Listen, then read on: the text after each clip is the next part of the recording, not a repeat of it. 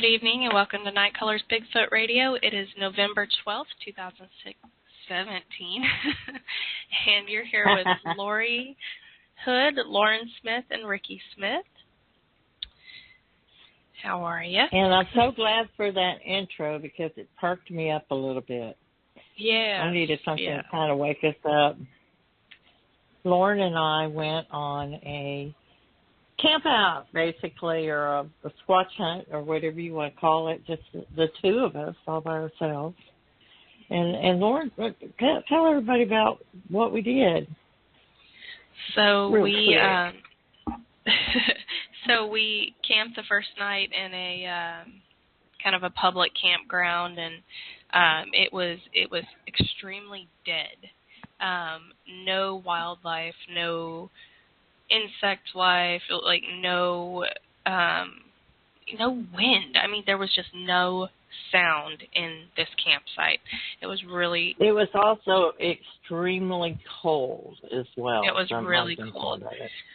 So the next morning we get up and we go scout up the mountain for a different campsite and found a primitive campsite on up the mountain overlooking a drop-off. It was gorgeous and turned out to be a really good site. It was really private. There was nobody around. There was a lot more wildlife, a lot more insect noise, and so we set our recorders up and everything and just kind of hung out. And of course, no activity until after we went to bed. We did some calls before we went to bed, or earlier in the evening, and we went to bed, and about 2 o'clock we heard stuff around the tent and out in the, heard some calls and stuff out there, and then around 2 o'clock in the morning, I was woken up by a vocal, woke me up, had me kind of shooken up a little bit, and I reached over and woke up Lori, and we listened, and it did it again about 15 minutes later, and I've come to the conclusion I believe it's a coyote, but we're gonna still send the audio off to be analyzed just to be sure. It's a lone coyote running around doing something, I don't know, but it was really creepy, and it was pretty awesome though. We had some action, even if it was just a coyote, and that's all right with me. And it was a really good evening, a really good camp out. We heard a lot of footsteps, heavy footsteps. We never really did see anything, but this was mainly after we went inside the tent. But the vocal, when I heard it, it sounded like a coyote. You know how they go? Or I don't know, I'm not doing that right. They kind of laugh like a hyena. Yeah, But yeah.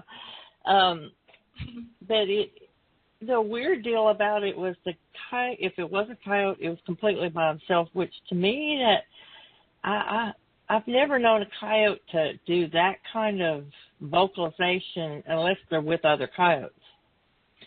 And to do it just off by itself, maybe it is common. I don't really know, but I've never known of it. Not in Texas anyway. We were in another state. So, anyway, so to me, what it made me think of when I heard it, and we're going to play it next week. We just got in not too long ago and got a shower, and here we are. I mean, just like that. But to me, what it sounded like was just as laying there at 2 o'clock in the morning or 2:30 in the morning, laying there in a tent and hearing it. This is what came to my mind, like a Native American from the past. You know how they used to make calls to each other using kind of animal sounds? Well, that's what it made me think of. And I know there are no, ancient Native Americans up in those mountains, so I don't know. I don't know, but that's exactly what I thought about it.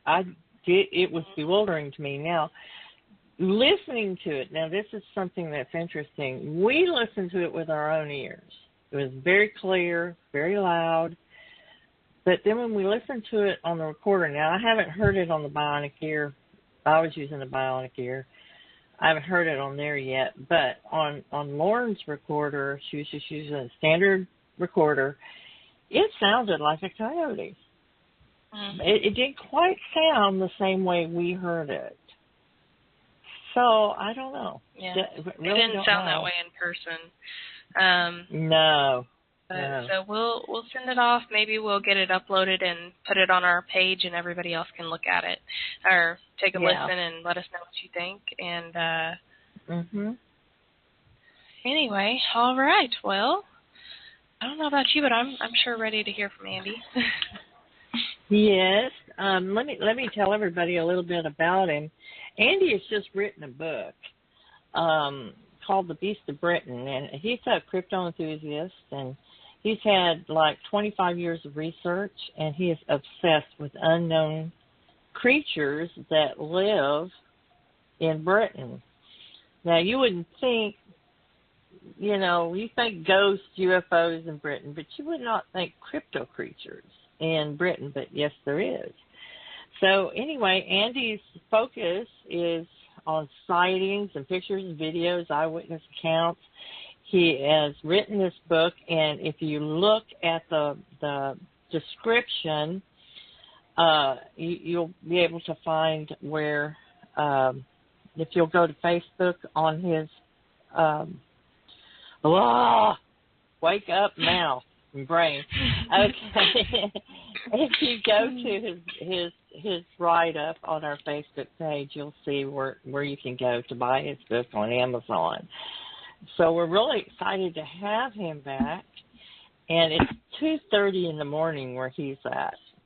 So, it was like the witching hour for us when we heard that strange vocal. And so, anyway, we are really, really would like to welcome Andy McGrath from Britain, and let's bring him on.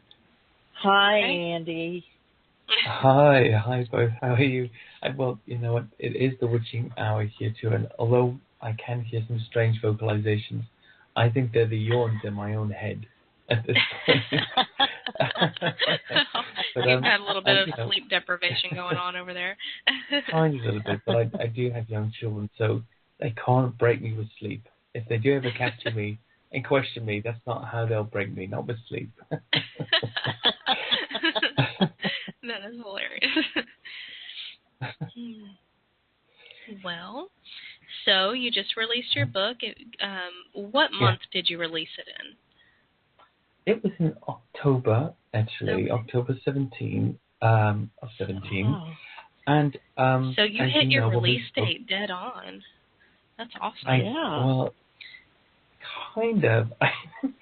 I actually had planned for it to be released in May of last year, and it was going to be with the Center for Fortean Zoology. As you know, it's also a big publisher and a worldwide cryptozoology organization. And I kept saying, I've got to write more, I have to write more, and I'm nearly done, and I'd find something else to put in there. And eventually I whittled it down from about 450 pages to, I think, 260. And said, I'm ready. And they said, well, look, we're really sorry. We have lots of titles waiting, and we probably can't do this for 6 months. I've gone too far. And I said, okay, well, I'll put it on Amazon. I will come back to get it at some point.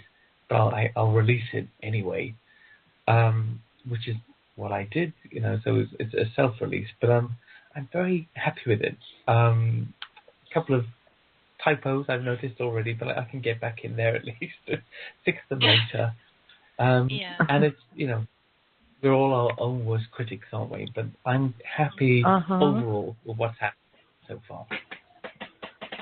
I'm very proud of you for writing a book. I've always wanted to write one, and ever since I can remember, I've wanted to write a book, but I guess I just never have been that dedicated enough to make the time to do it. So how did you, and I know we've had you on before, but I would like to, we've got new listeners and everything. How did you get how did you become obsessed with these unknown creatures? When did that start for you? It started very young. As most boys growing up in the 70s. So I'm 41 now, almost 42, and growing up in the 1970s and early 80s, in that period, there were lots of great programs like Arthur C. Clarke's Mysterious World, I think that's what it's called, and In Search of, with Leonard Nimoy, and the Bigfoot episodes, the Loch Ness Monster episodes, and Ogopogo and things like that. I just got really, really hooked on it, but it was a passing interest.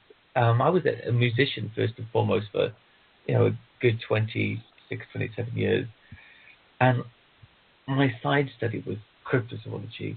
But I really got hooked in the late 90s when I stayed in West Wales. And if anybody doesn't know where Wales is, it's on the lower western side of the UK, of Britain, and that's where the Welsh people live. It's a little annex. And there's a beautiful area there called Pembrokeshire, and near the coast, and there's a mountain called the Preseli Mountains. And I stayed in a very unpronounceable place called Crimach, which is easier to say when you've got a cold, funnily enough. And like all Welsh place names, it helps if you're a bit phlegmed up. And anyway, so I stayed there with a girlfriend who had a house in this area. Her family lived in this area. It's very rural. I think the next house is 5 miles away, and then a few miles after that, the neighbours live close by, 3 miles more. And there was a Christmas party, and people came to stay up until the New Year from London. And one of the ladies who was staying was a smoker, a heavy smoker, and she went off into the porch, or the patio area, we call it, which in their case was this 30-foot by 40-foot area, followed by fields and a bit of woodland. And she lit a cigarette, and in the light, she saw a panther looking at her about 15 feet away. And as you may or may not know, we don't naturally have any big cats in this country. And she was just shocked. It looked at her for a few seconds and walked off into the darkness. And in that very same household, the sister of my ex-girlfriend, it's a long time ago, she married now, by the way, so out of the game. She was horse riding over the Preseli Mountains from a farm on the other side of the mountain, and she rode up to the mountain. I don't say mountain, it's our mountain. It's a very large hill.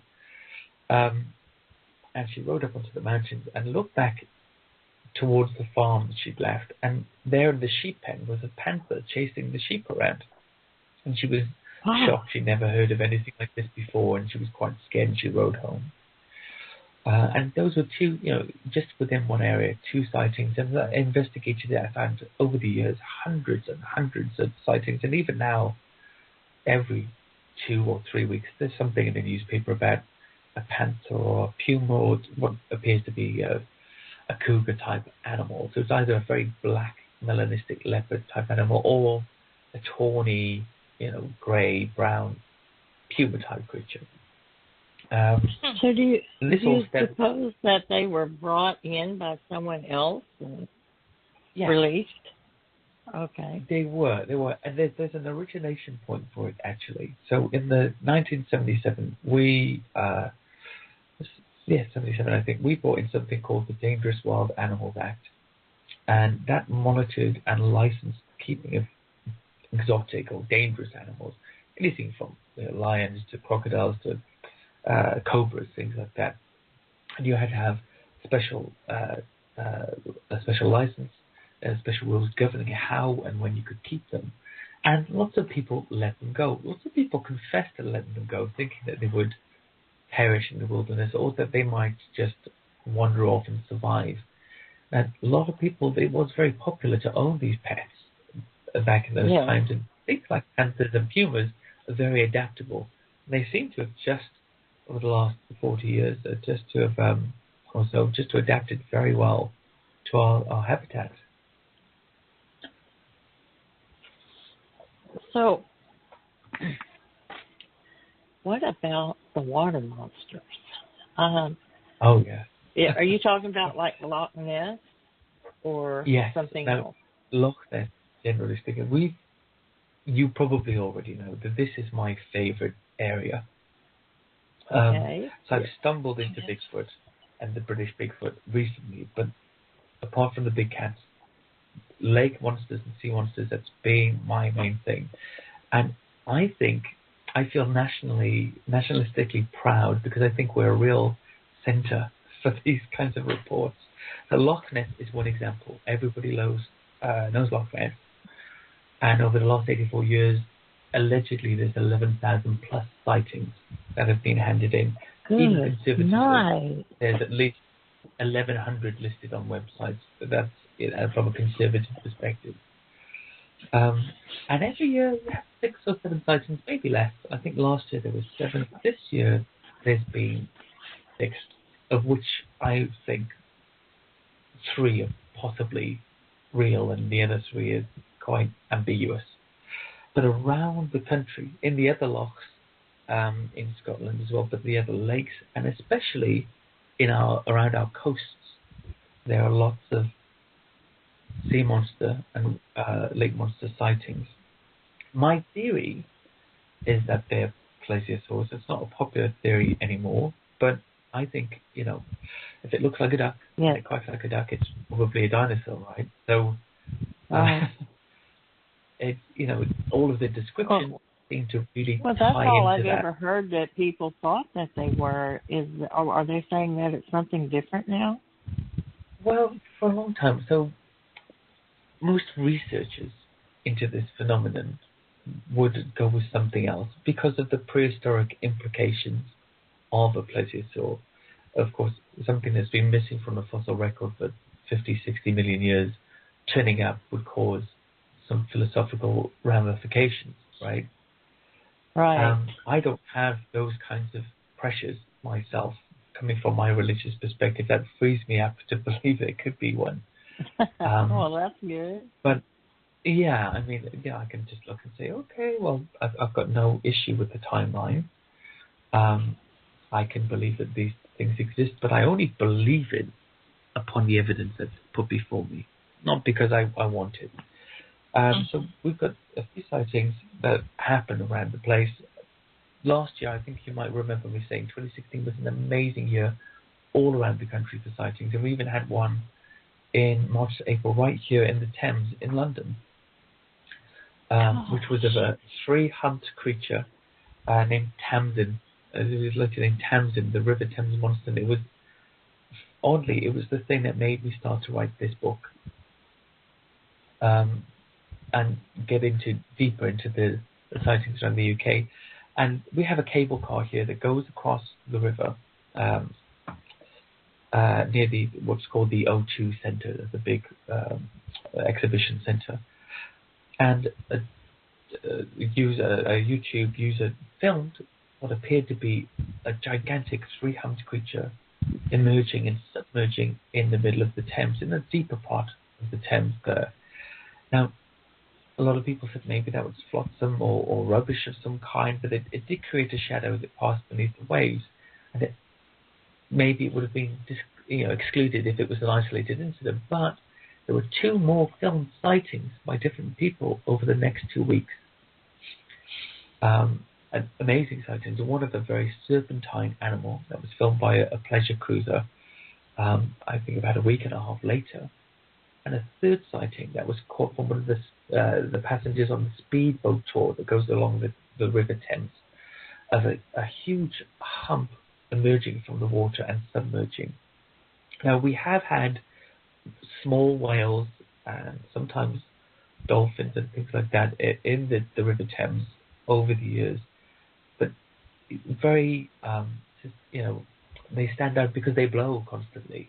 They have to keep, emerging. They undulate, and their blowing, their breathing really causes a lot of attention.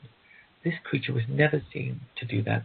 Its shape was wrong. It was anatomically incorrect for a cetacean or a dolphin. There was no fin, and it was really quite huge. I mean, the first clip would make it, I think, around 50 to 60 feet.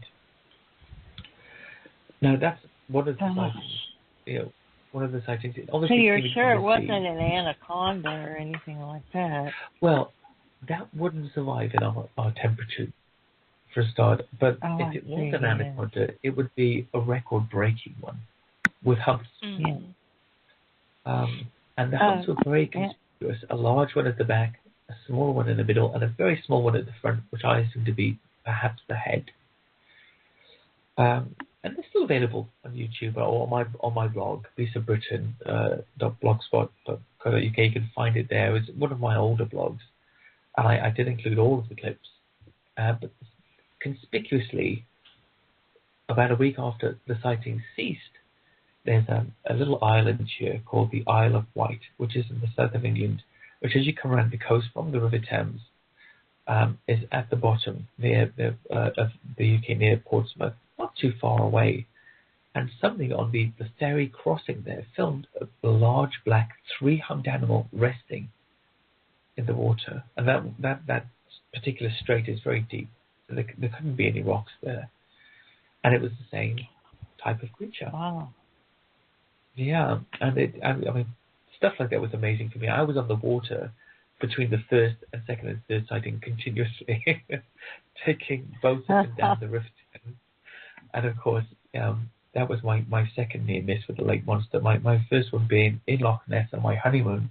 I have an understanding wife, obviously. We honeymooned in Loch Ness. Yeah, it was amazing at a 5-star hotel that was on the loch. Like we were pampered cryptozoologists at that point. Oh my goodness! Oh, it was amazing. I have a question, and I hope it doesn't seem. But has there ever been a report of them overturning boats or injuring anybody or attacking people? No. Or they're completely. Yeah, that is awesome. Yeah, I mean, there was the only report of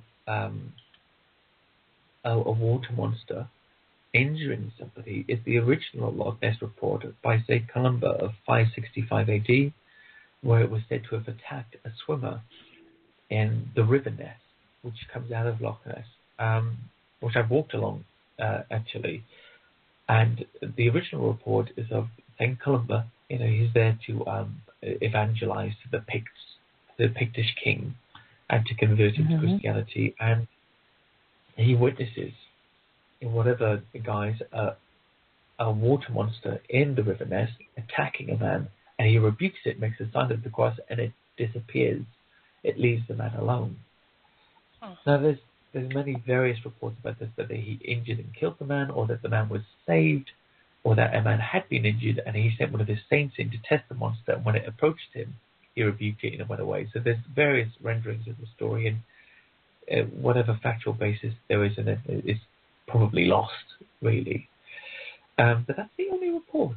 There is, we don't have stories like the Pensacola plesiosaur story, with the swimmers who get injured and killed and things like that. And I thought that it's perhaps because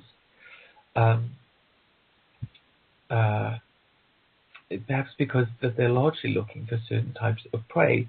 So during the Thames and River Thames monster sighting, there's a known eel migration that takes place in that part of the Thames at that time, or at least starts then. And whatever it is really could have followed this food source in. It really stayed around that deeper part as well. It didn't come right up into the centre of town, if you like, into central London. And I think that's quite significant. There is actually one case on the Orkney Isles, an old case of a boy, a plesiosaur tried to snatch a boy from an overhanging rock from the sea. And it was his own description that I think this is somewhere back in the 50s or 40s. And the Orkney Isles is at the very, very top, above Scotland. So it's really, really northerly. And this is where the Stronsay beast stranding comes from. Have you ever heard of that? So there was a plesiosaur-like animal discovered dead on a beach there, way, way, way back. It was the original dead basking shark story. it happened a long time ago. But in this same area, a boy claimed that a long-necked, angry-looking animal tried to snatch him from some overhanging rocks that he was sitting on, looking into the sea. Yeah, that's the only other story like that I've ever heard. Normally, they see people and they move away. Well, the Scottish, because I am Scottish, I have Scottish in me. Oh wow. Scottish tend to be superstitious. And do they have any particular superstitions about the Loch Ness? Do they think that if you see one, it's an omen or anything like that? They used to. Now, these things were often referred to as water kelpies or water horses. Mm-hmm. There are some stories about ravenous water kelpies and water horses, but they're ancient. And so what the story used to be that the water kelpie or the horse would entice stray people onto its back with some sort of song, at which point they would become stuck and it would race off into the water, drowning them, which I really took to be a representation of somebody being seized by an animal and taken off into the water. That would appeal to me. Now, there is a great book by who I think is someone I think is the best Loch Ness researcher there is, called Roland Watson, and he did a book called The Water Horses of Loch Ness, which looks at this mystery, this ancient side of the mystery. And he also has an amazing blog called Loch Ness Mysteries. So that's a great blog you can check out. And every single facet and aspect of the Loch Ness mystery and all of the reports are broken down there and really looked into. And he's a believer in the creature. He doesn't believe it's a plesiosaur, by the way. Like most of the other researchers, he's come up with another idea, which I'll talk about a bit, which is the, in my view, it's the anything but the plesiosaur theory, because philosophically it has to be something else. Intelligent people, even very intelligent people like Roland, come up with some really far out ideas, even with creatures that have never existed before. So Roland's idea, for instance, is that it's a giant mud skipper type of animal with a lure on the top of its head that looks like a plesiosaur head and neck.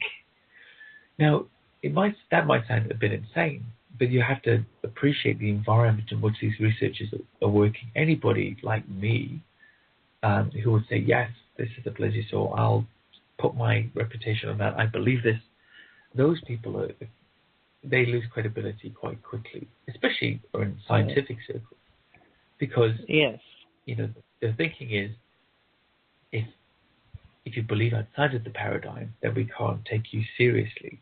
So he believes that. Some other researchers in Loch Ness and other places believe that it's a giant long-necked seal. Again, something that hasn't existed before. I've even heard some researchers say that it must be paranormal. Now, I always ask, why must it be paranormal? Because we know that dinosaurs died out 50, 60 million years ago, or aquatic reptiles in this case. And we say, okay, we think we know, but surely making something a spirit or a ghost instead of an animal because we don't want to believe it still exists is a bit of a stretch. That's a big stretch. What about the coelacanths? I mean, it was supposed to be extinct. Yeah, if that's exactly. Am I saying it? Yes. And you if that, coelacanths, yeah, right. Yeah. Yes. What about the horseshoe crab? Not extinct. Yes. No, it's not. What about the crocodile? We still have crocodiles, don't we? Yes, we do, and they've been around for millions of years. Exactly. Yeah, so one of the things I talked about, this isn't very popular. Now, I've got to admit that what I'm doing here is simplifying the situation a lot with the way things are dated. But an overview of it, and this is obviously gets me a little bit of flack as well, but an overview of the way fossils are dated is like this. So fossils are dated through correlation. the fossil record doesn't exist in any one place in this proposed order anywhere in the world. So that chart you see, that doesn't exist in that order in any single rock bed in the world. But they find one fossil in the rock bed in, say, Brazil, one in Texas, one in the UK, and they say, well, these layers, this is the bottom layer, Devonian or whatever. And we said, well, how do you know that's the bottom layer? Well, that's because it's got these fossils in it. So, okay, so that's fine. So that's the bottom layer. But how do you know those fossils are that old? Oh, because they're in the bottom layer. You see? So it's correlation, and it's circular reasoning, and they admit that it's circular reasoning. But this is the preference, because they say, well, for evolution to be true and for this perspective to work, for this model to work, then this is how it has to be dated. And we've always done this because we know that they're this old. But one dates the other, and it kind of cancels that out. Now, that's a big minefield of a conversation to get into, and I've tried to steer away from it in the book. But what I've mainly said is my understanding of basic understanding of how things are dated just allows me to believe that these prehistoric creatures could still be around, because the dating isn't 100%. Let's put it that way. It's not 100%, so I don't have to say, well, they died out millions of years ago, they can't be here. I can accept the possibility.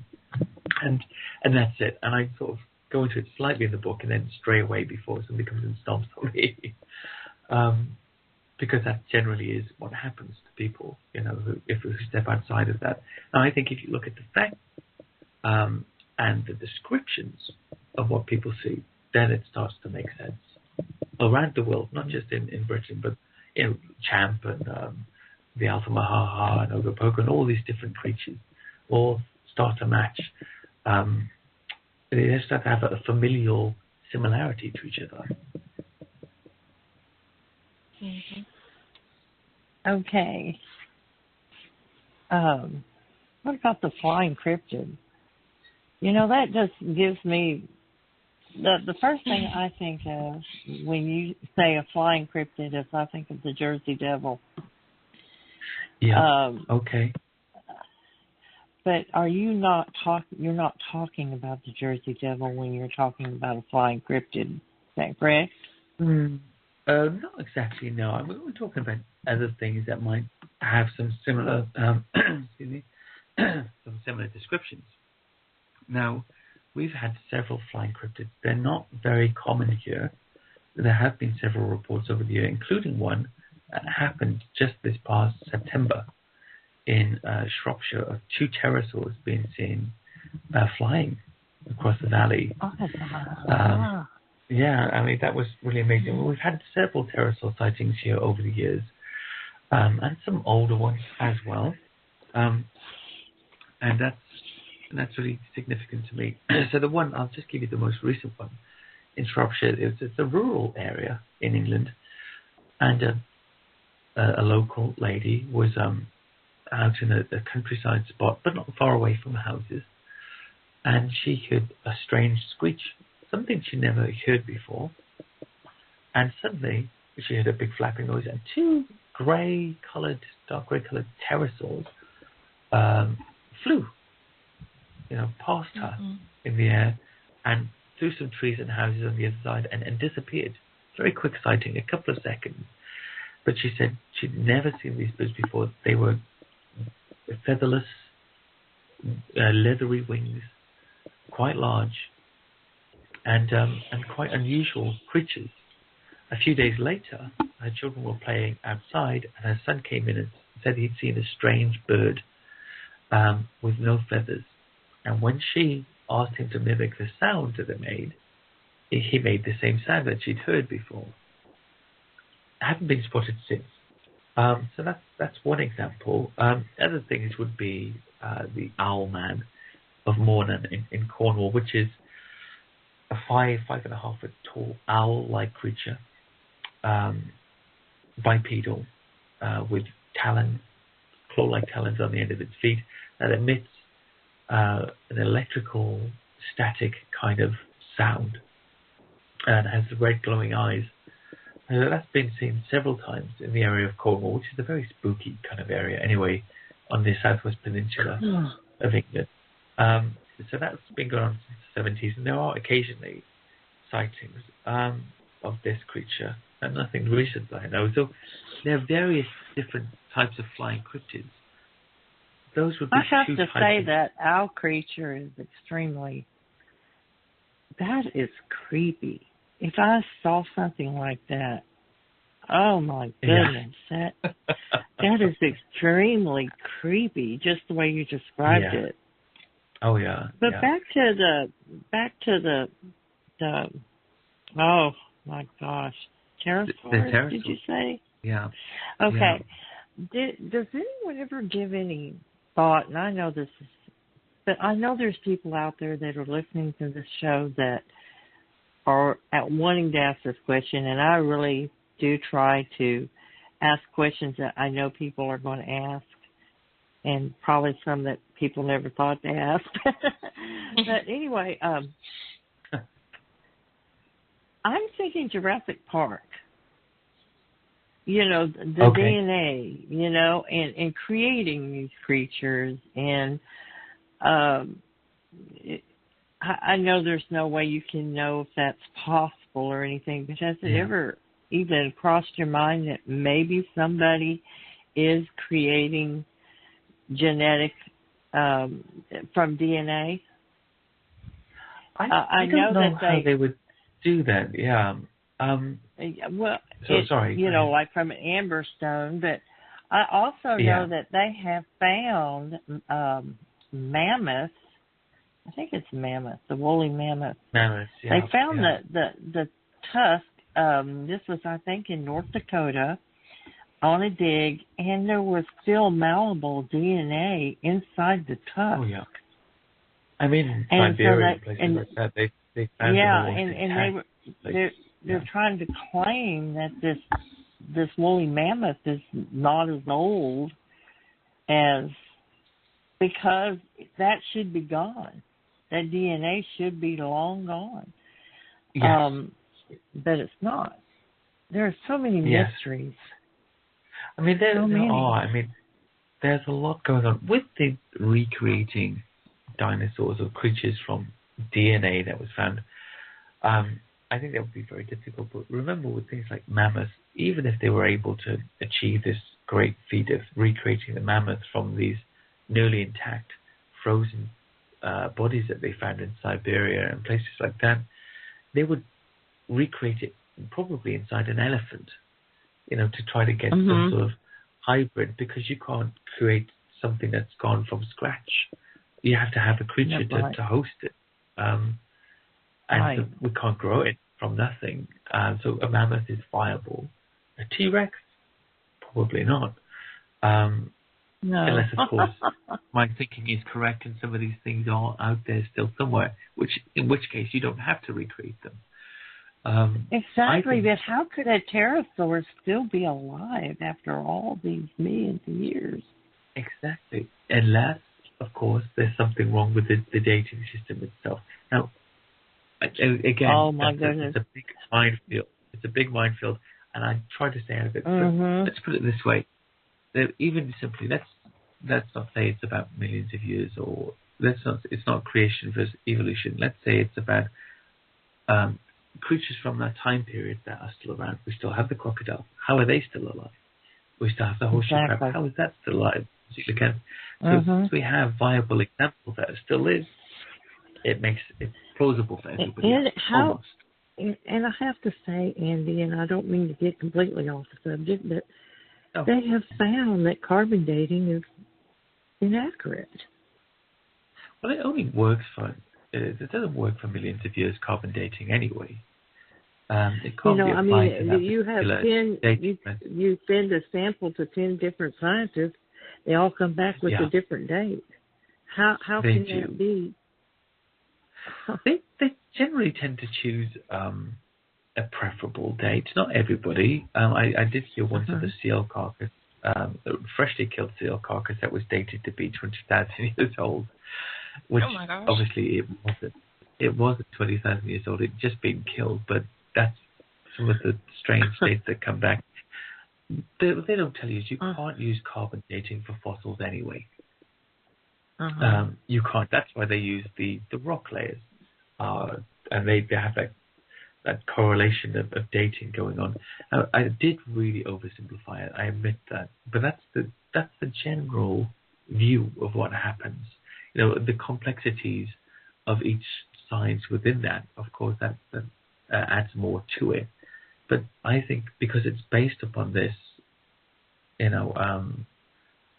mental abstraction of the geologic column. I mean, it doesn't even look like that when you weigh it up anyway. It's like 90% marine invertebrates, or more than that, in fact, and then the tiny percentage of vertebrates, and then, not even a blip on the scale is man on top of that. So it's a mental abstraction. It's a view of how things should look, what we should find if it's true. Right. It's a model. The model for the theory, and I've got nothing against it other than I don't think it's correct. Well, I don't know how much time. Lauren, how much time do we have? A little over 15 minutes. Okay. Oh, wow. Okay. I know that Britain is like the home of the werewolves. I mean, that's where the werewolf came from, was stories of... I've got sightings for you. Yeah. Do you have a few werewolf stories? Werewolves scare me worse do. than the creepy electrical owl thing you were telling me about. I'm definitely more afraid of the werewolf. What's funny about the werewolf, and it's the same really in the United States recently, it's gone through a bit of a rebranding, hasn't it? So we call it the Dogman now, don't we? Yes. So Dogman, it's like rebranding the werewolf. It's a less embarrassing way to talk about a werewolf. And we've got lots of sightings here. I'll give you a few that stand out. Now, the first one I'm going to mention to you, I think this came from Linda Godfrey from one of her studies, actually. Mm-hmm. And she's written Linda, about this subject. Yeah, I mean, she's amazing. And I'm not entirely sure, but I'm going to say her name with this one because I think this was the origination point. And it's in Camberwell, which is around London. This is in this area. It's an urban area. Not as urban as central London, but it's in the city boundaries. So this is 1996. It's recent. There was a man en route. He was going to see a friend, and he took a shortcut through Camberwell Old Cemetery.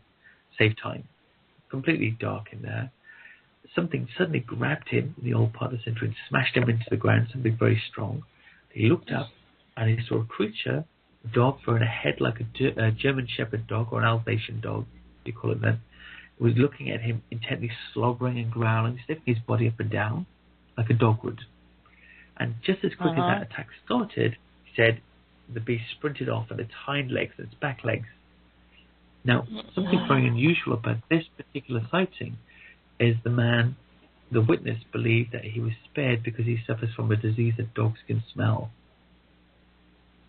I don't know what the disease is, but this is a very odd fact in there, very odd little sort of snippet of reality. There's something weird for somebody to say as well, if they're making something up. That is weird because, and dogs can smell cancer on people. They can smell if they're diabetic. That would be an odd fact to make up, if you were hosting a story. That's odd. It certainly is. There's Where a did recent the one, whole if you lore... Oh, sure, go ahead. Oh, sorry. Go ahead, Andy. I would rather hear your story than mine. Oh, I'm sorry. I talked all over you there. Now, as a polite British person, I'm going to feel guilty about that for a few days now. That felt stay with me. Thanks for the nightmares. Exactly. So there's an area in England called Hull. It's in the north of England, or just below there.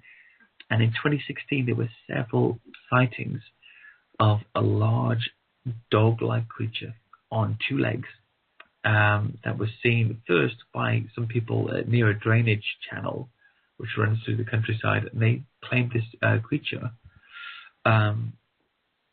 was running on two legs, and then on all fours, and resembled a human and a wolf at the same time. They said it jumped over an 8-foot-high fence with a dead dog, an Alsatian dog that it was eating when they spotted it. And it had this dog it had killed, it was eating it. And with the dog in its mouth, it jumped over an 8-foot-high fence once it saw them on two legs. And this is just last year, in the latter part of the year. Oh, there's a funny fact, goodness. actually, it was spotted many, many times by different people during that month or so, including an animal rescue worker who was driving through a village called Halsham.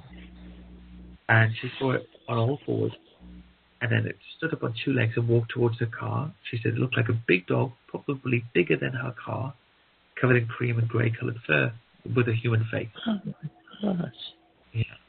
Yeah. Is So I that think a human face? I think when they describe a human face, I think they mean human features of some kind. I think it's the same with the Bigfoot sometimes. I always thought that the human aspect of the Bigfoot's face was that it didn't have a muzzle, that it was flat. Right. Whereas apes have a muzzle, don't they? Now, the human face is slightly difficult what she's described, because of course she's described a werewolf-like creature. Now, Deborah Hatswell from the British Bigfoot Research Group here, who's responsible for many of these sightings and a wonderful map of dogmen and Bigfoot sightings around the UK, she often thinks that some people historically may have described werewolves, Bigfoot as werewolves, because they didn't know what they were seeing. Right. And then they said it was a wolf-like creature, hairy all over and, fierce-looking. I think they're two different creatures. Or that perhaps the werewolf or dogman is a type of Bigfoot with a muzzle, with a long muzzle. So just in the same way as you have apes and you have baboons, and some creatures have more of a pronounced snout than others. Right. So And we have those here. I know. Bigfoot that have snouts instead of... But they're not dogmen.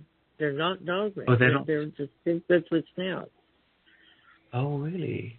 I see. Yes. I see. And is it very pronounced, like a muzzle, or is it pointy? Yes. It almost looks like a baboon.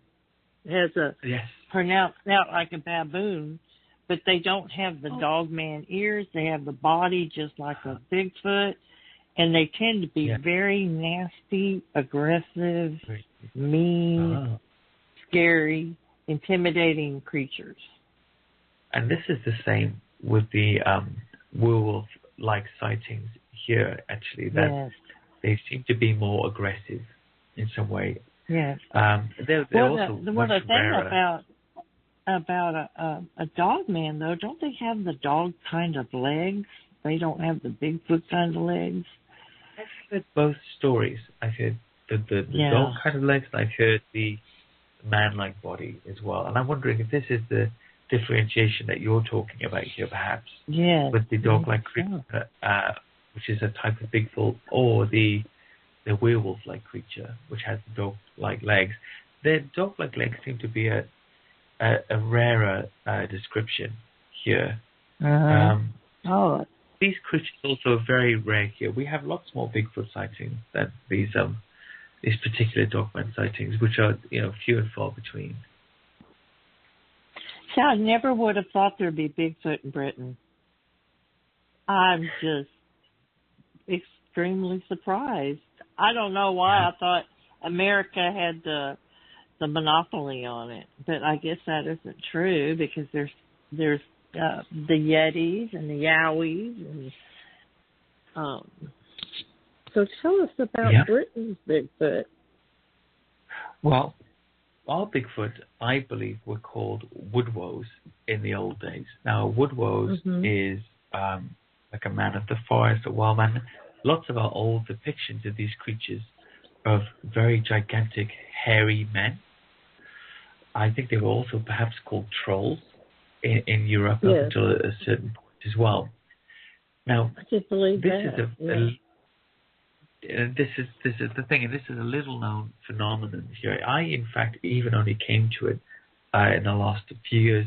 Before that, when I saw that Finding Bigfoot episode in Britain, I thought the same thing, that they thought, well, what are you looking here for? That's a silly thing, that we don't have anything like that.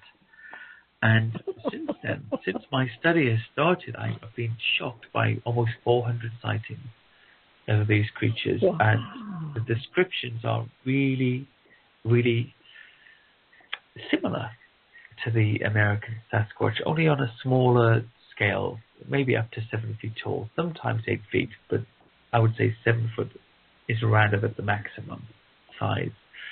I'll give you a few examples, actually, if you want. Now, there's a few I really liked. So a good example of a road crossing, something was listed as the Five Roads 8-man, and this was in Fife, that's in Scotland.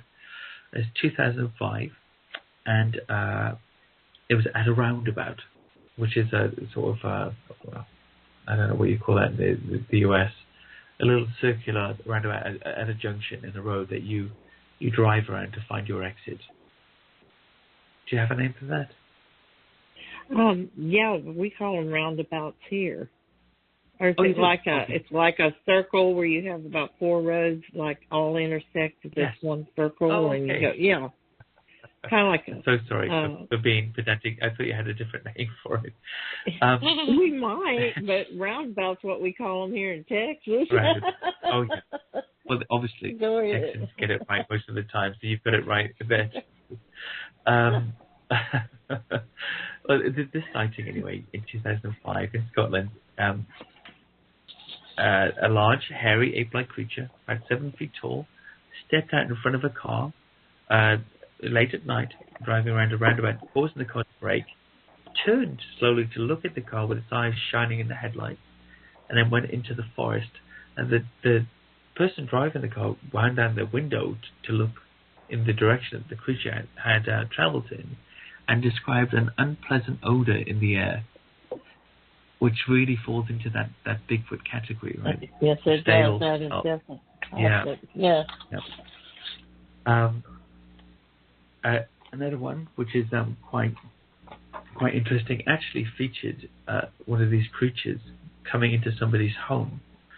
And this was in Haslingden in Lancashire. That's in the north of England. A 17-year-old girl, this is in 2015, so it's very recent. A 17-year-old girl, she saw a large, mousy blonde-coloured creature standing in her kitchen doorway, who she described looking like Chewbacca. She was That's a very common description, actually. The Chewbacca, I know. That to me always really brings it home, actually, because I think, especially from somebody that wouldn't know what they're looking at.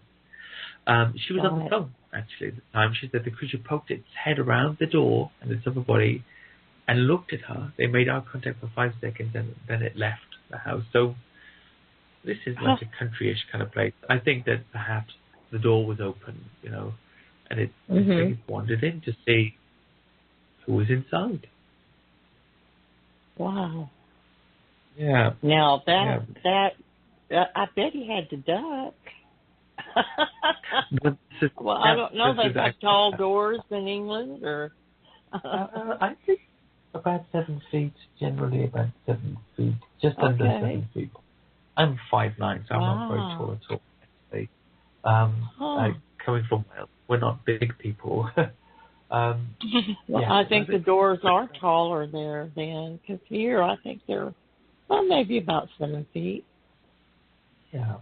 I don't know why they're so tall. We're not exactly a race of giants over here, but especially in Wales, we're not general Celtic males. I think around about 5'6". So I used to feel tall before I came to England. And these days, when I'm traveling down the tube platform in the morning, and I'm looking at these tall English girls next to me, and I look down at their feet and they're wearing flat shoes, I feel really.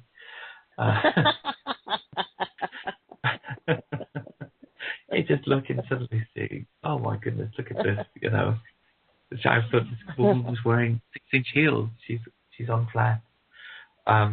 Yeah. Now, I'll give you one more Bigfoot sighting, actually, before we go, because this one is interesting for behavior, ape-like behavior. This was in 2016 in July in Salford. Now, Salford has been the location of many British Bigfoot sightings including a very famous one. Again, I mentioned the leader of the British Bigfoot Research Organisation, Deborah Hatswell. In the early 80s, she had a sighting there of a Bigfoot on a housing estate while she was playing truant from high school. And she saw this creature peeking out of the bushes at her and ran away and had a meltdown, had a nervous breakdown for 3 years almost. Didn't come out of the house. She was so terrified. Wow. Nobody knew what it was then. In the 80s, she'd never heard of such a thing. And then that led her to start searching for other witnesses. And now she receives a couple of reports every month from people she's become a trusted person to tell your story to, because she'll treat it with respect. And many of the stories in the book have been sourced via her website and her group, because they've been very open with me in sharing these sightings. But there was another sighting very quickly in this area in Salford. It was in July 2016, and it was on a golf course. It's called Ellesmere Golf Course in Worsley. And some friends were golfing there, and they noticed a 7-foot-tall, hairy, human-shaped creature in the woodline. It had a barrel-shaped chest, an odd-shaped head, a sort of a domed head. And it was hunched over like it was old or injured, and was making chattering sounds like an ape, swaying from side to side like it was agitating, clapping its hands loudly, and then moving them like it was making signs with them. And they watched it for a few minutes, and then they heard a loud wail coming from another part of the trees. The creature turned and ran away. And I think that's astonishing for description.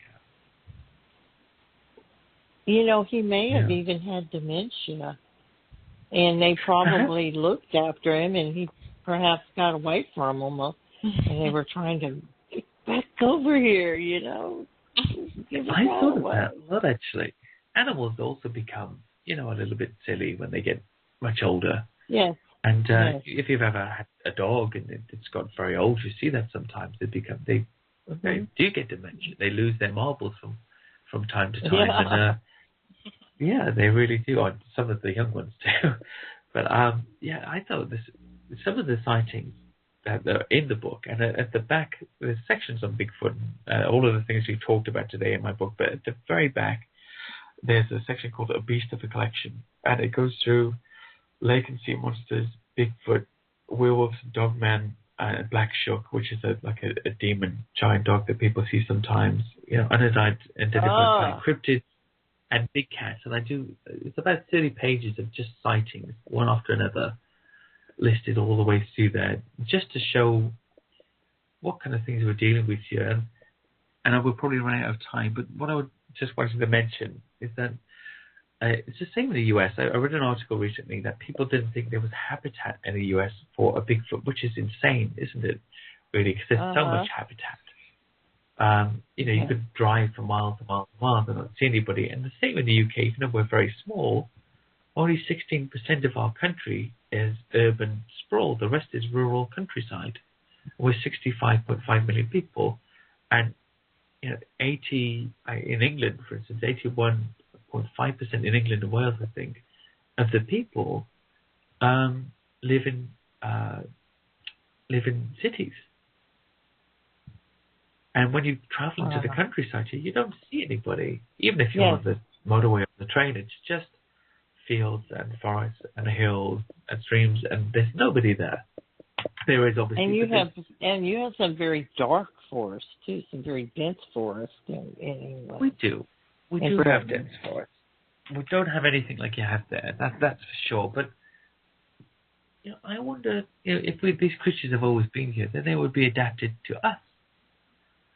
And then, it really is an island in darkness after dark. Rurally speaking, when I was at Loch Ness in 2012, I went and stood by the loch at night, and you can't see anything. There's no lights. There's hardly any habitation. You can see the odd hotel off in the distance, its lights maybe, but there was nothing. And I suddenly became very aware, standing on the edge of that loch, that if there was a huge creature in here, I wouldn't be aware of it until it was on me.